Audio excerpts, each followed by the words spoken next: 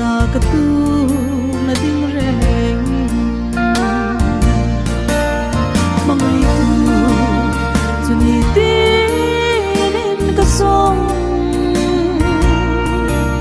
mu angin kan na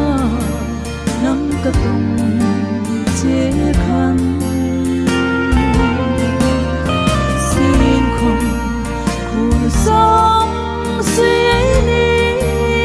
sino ka chan hi ru suk din ka moi sino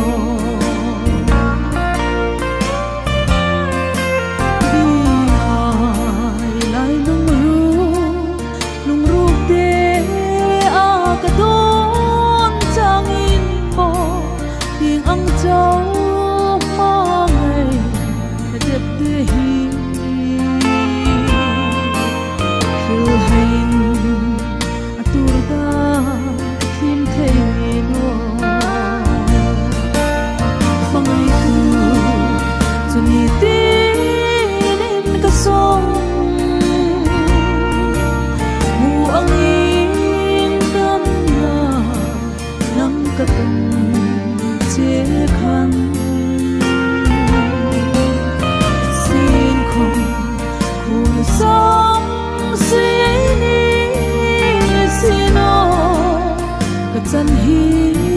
ru suk din ka moi sino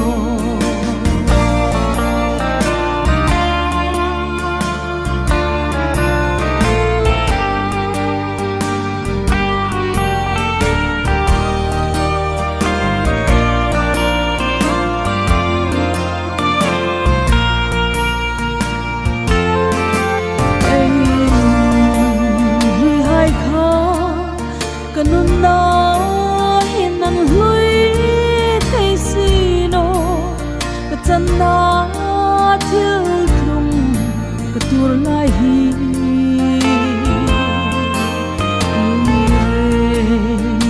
thaya tu mo boi te mangai tu chuni tin ka song mu angin kan na nam ka tung che khan sin khom khun song suy ni sino ka chan hi